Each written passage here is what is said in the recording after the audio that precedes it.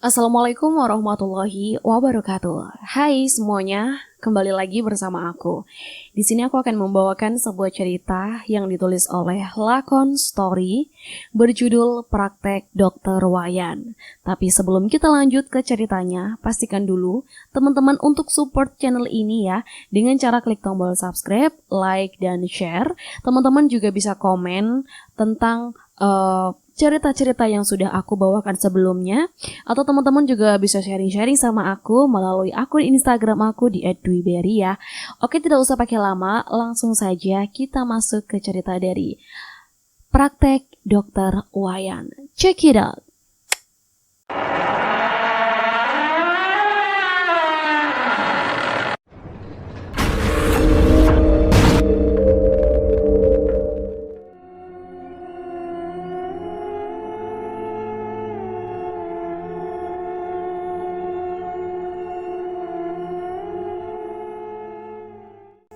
Jika mengingat nama dari Dokter Wayan, mungkin teman-teman sudah banyak yang tahu ya kisah dari Dokter Wayan.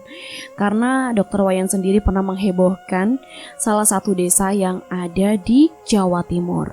Dan di cerita ini semua nama tempat, nama tokoh, dan waktu semuanya disamarkan ya teman-teman. Tepatnya pada tahun 1998, pukul 11 malam.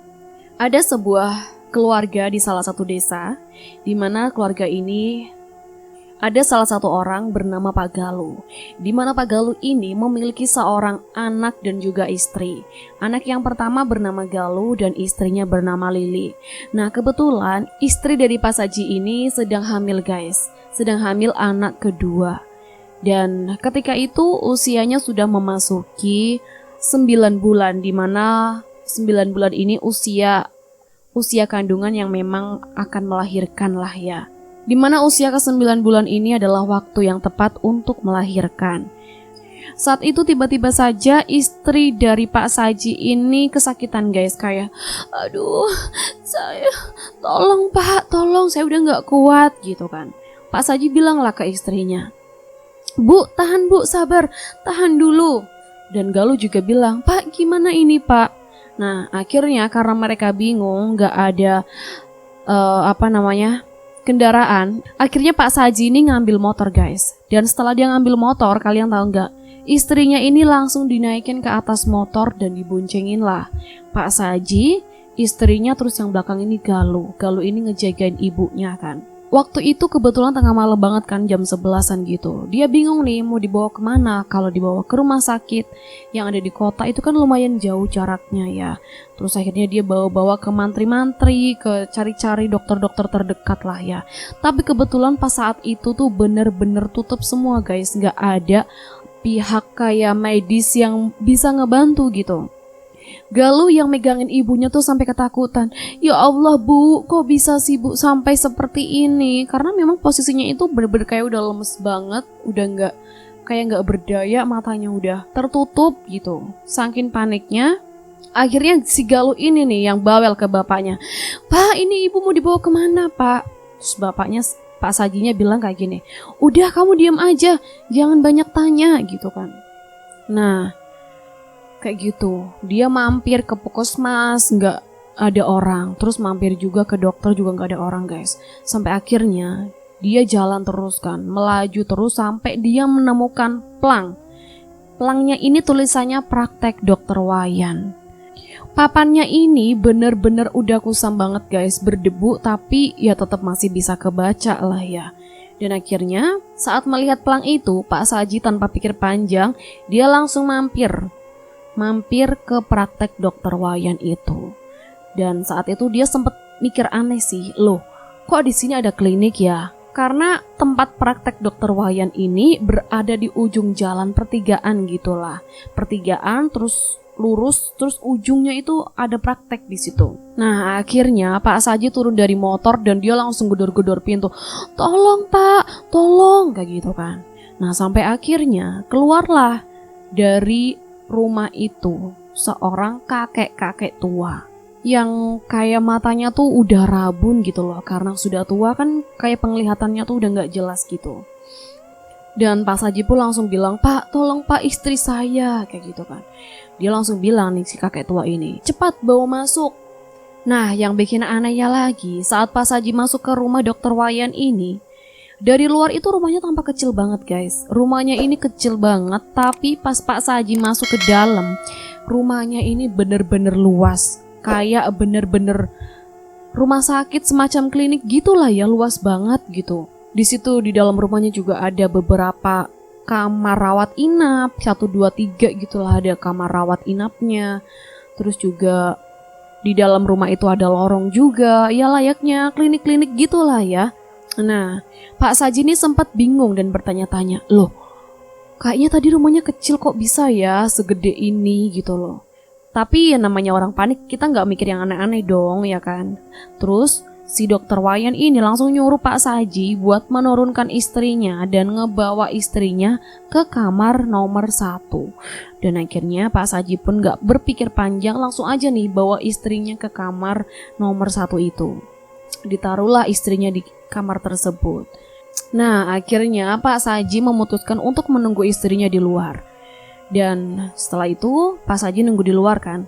Dia ngeliatlah ke sekelilingnya itu. Di sekeliling dia lihat, kok sepi banget ya. Dia perhatiin kayaknya nggak ada orang lain selain keluarganya dia gitu.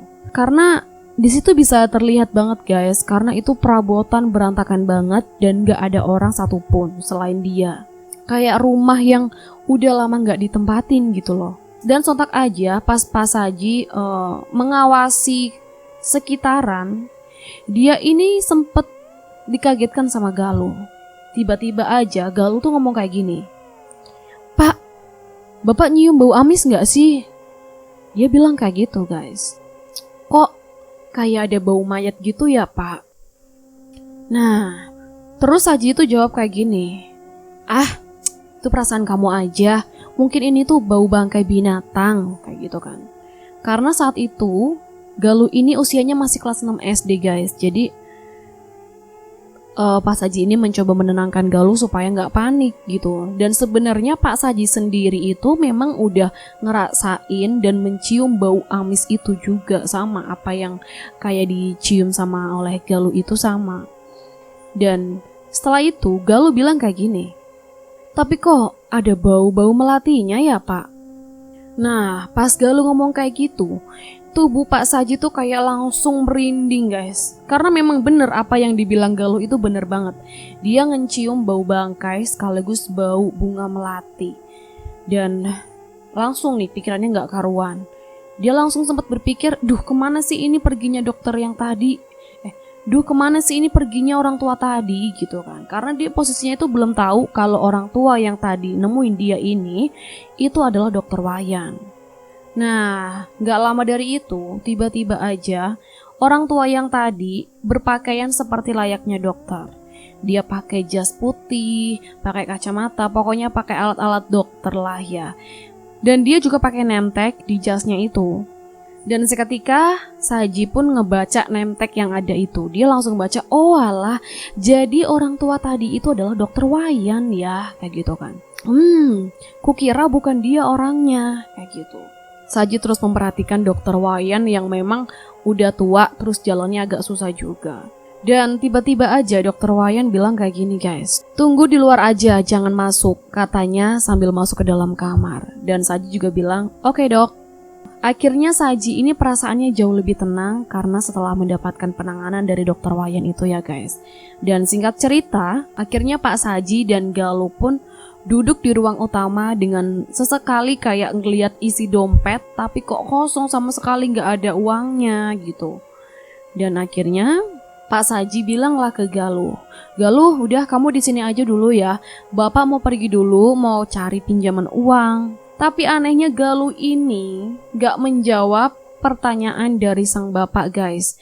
Galuh ini kayak orang yang lagi ngeliatin sesuatu yang gak kasat mata gitu loh. Dia sambil kayak ngelamun, ngerintih, terus juga matanya tuh kayak gini loh, bolak-balik terus. Dan dia bilang kayak gini, "Pak, aku kok ngerasa gak enak ya. Dari tadi kayak ada yang merhatiin. Dan rasanya kita gak sendiri dari di rumah ini. Ada banyak banget orang. kata Galuh dengan kepala yang menoleh ke sana kemari. Terus bapaknya bilang kayak gini, kamu ini apa-apaan sih?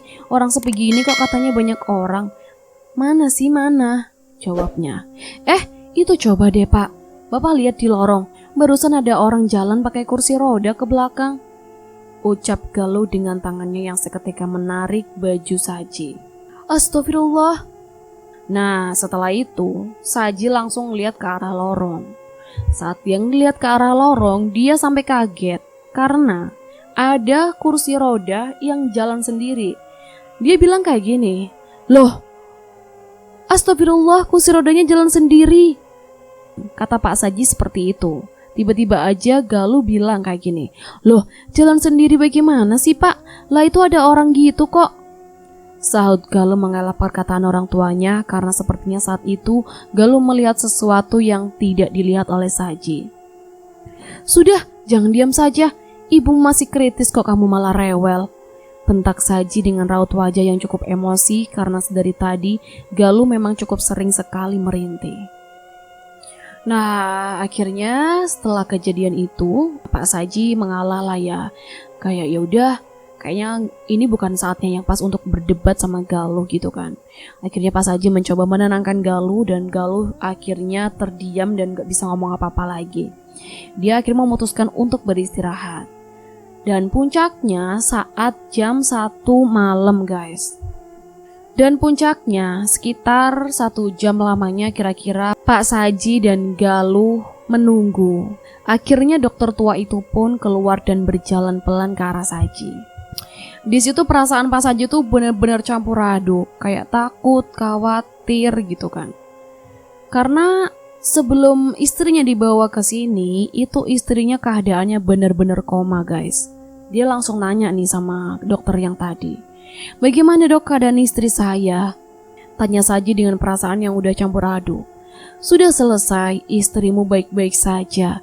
Sebenarnya dia tadi sudah tidak ada, tapi untungnya dia mau kuajak balik. Ya sudah, besok kalian bisa bawa dia pulang.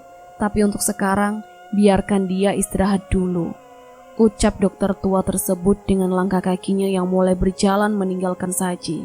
Mendengar hal itu, Saji pun kayak, ya udah, iya dok, terima kasih ya dok ya, kayak gitu kan. Dan gak cuma itu aja, tiba-tiba dokter itu tuh langsung kayak ngilang di lorong-lorong yang tadi loh. Pak Saji pun kayak orang kebingungan. Loh, sebenarnya kemana sih dokter itu? Kok tiba-tiba kayak menghilang di kegelapan lorong itu? Dan singkat cerita, akhirnya Pak Saji sama Galuh menengok istrinya di kamar yang nomor 1 itu kan. Dan Pak Saji agak sedikit lega karena ngelihat keadaan istrinya yang sudah mulai membaik dari sebelumnya. Wajah istrinya tuh cukup segar dari sebelumnya. Dan istrinya itu kayak senyum gitu loh ke Pak Saji. Dan istrinya juga sempat nanya kayak gini, Galuh mana pak? Kayak gitu kan. Sudah, Galuh aman bu, jangan mikir yang aneh-aneh dulu, kayak gitu kan. Pak Saji bilang kayak gitu ke istrinya. Sudah, mendingan ibu tidur saja, lanjutin istirahatnya, kayak gitu kan. Dan singkat cerita, pas jam 2 malam, akhirnya mereka satu keluarga itu tertidur di kamar nomor 1 milik dokter Wayan itu. Tapi sayangnya, belum aja nyenyak, Saji tuh kayak udah dengar suara rame-rame dari luar guys. Kayak dengar orang yang lagi lari-lari di luar, terus ada orang yang lagi ngobrol gitu kan. Dan saking penasarannya, akhirnya Saji pun memutuskan untuk keluar dari kamar nomor 1. Dia mencari sumber suara yang ada. Sebenarnya Saji ini agak takut guys, karena keadaan kliniknya itu benar-benar gelap banget. Tapi karena dia penasaran, akhirnya dia memberanikan diri ya. Dan bener-bener gelap banget. Dia sempat berpikir kayak gini, kok aneh ya, rumah praktek ini kan sepi, gak ada siapapun selain keluarga aku. Tapi kok aku dengar banyak sekali orang ya. Dia sempat berpikir kayak gitu. Dia bilang nih, sebelum dia keluar dia bilang ke Galuh dulu, Galuh kamu sini aja ya jagain ibumu, aku mau keluar dulu sebentar. Mau nyari sumber suara, sebenarnya dari mana sih sumber suara ini? Kayak gitu kan. Galuh sebenarnya udah ngelarang bapaknya nih supaya gak nyari sumber suara itu tadi. Dia bilang jangan pak, kayak gitu gak usah. Terus bapaknya tetap ngeyel, udah kamu diam dulu aja, jagain ibu kamu, aku mau lihat-lihat sebentar. Dan akhirnya mau gak mau, Galuh pun nurutin apa kata bapaknya. Dan bapaknya juga keluarlah dari kamar nomor 1 itu. Singkat cerita, akhirnya dia keluar kamar nomor 1 yang dia lihat cuma ada ruangan yang berantakan banget. Dimana perabotannya itu berantakan dan gelap, gak ada orang sama sekali. Dan saat itu, tapi tetap aja penasaran. Saking penasarannya, dia sampai ngeliat sosok wanita berpakaian serba putih di pojok rumah. Dan wanita ini tuh berpenampilan layaknya seorang perawat gitu. Perawat ini tuh kayak jalan, tapi seolah-olah dia ini kayak nggak ngeliat Pak Saji ada di situ loh. Nah, saat mengetahui hal itu, Pak Saji pun seketika mempercepat langkahnya dan memastikan jika benar-benar ada orang di tempat itu selain dirinya dan keluarga. Sus, tunggu sus! Teriak Pak Saji yang seketika mengejar wanita itu. Nah, setelah suster itu berhenti, dia langsung nengok mukanya ke arah Pak Saji. Dan Pak Saji ini sangat terkejut banget guys pas ngeliat wajah dari suster ini. Kalian tahu nggak apa yang dilihat Pak Saji? Ya, Pak Saji itu ngeliat suster yang mukanya ini rata banget, nggak punya hidung, mata ataupun mulut, bener-bener rata. Terus juga baunya ini amis banget. Baunya amis sekaligus bau bangkai gitulah ya. Nah, mengetahui hal itu, Pak Saji pun napasnya langsung dia langsung kabur walaupun sebenarnya kakinya ini sulit banget digerakkan guys. Dan tapi untungnya saat itu ada Galuh yang manggil bapaknya, "Pak!" Dan saat itu Pak Saji pun langsung mulai sadar dan ikut berlari menyelamatkan diri. Dan akhirnya Pak Saji langsung larilah ke kamar istrinya. Dia langsung membawa istrinya beserta anak-anaknya naik motor. Dan akhirnya Pak Saji saat itu memutuskan untuk pergi meninggalkan klinik tersebut. Dan Pak Saji langsung menuju ke rumah sakit yang ada di kota. Dan saat diperiksa istrinya Pak Saji pun benar. Bagaimana sih dok keadaannya gitu kan, Pak Saji kan memastikan ya. Tapi anehnya menurut keterangan dokter rumah sakit, penanganan dan obat yang udah dikasihkan dokter Wayang ke istrinya Pak Saji ini benar-benar udah tepat banget. Karena buktinya istrinya Pak Saji ini udah sembuh guys, besoknya udah boleh pulang. Dan setelah itu akhirnya istrinya dibawa pulang dan Pak Saji pun sempat, apa bener gitu, istriku baru aja ditolong oleh makhluk tak kasat mata.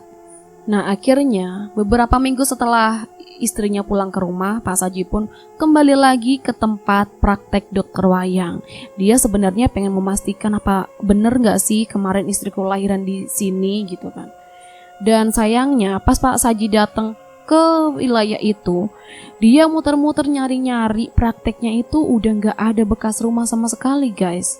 Yang ada di daerah itu cuma pertigaan jalan kosong dengan tumbuhan liar yang terlihat tumbuh gak beraturan, ditambah dengan adanya bangunan yang udah roboh dan terbengkalai tidak terurus. Nah saat itu Pak Saji bener-bener pasrah banget. Rumah praktek dokter Wayang yang dicari sama Pak Saji memang bener-bener udah gak ada. Dan ada beberapa warga yang sempat nanya nih sama Pak Saji, "Pak, Bapak nyari siapa?" Kayak gitu kan. Dan Pak Saji bilang, "Siang Pak."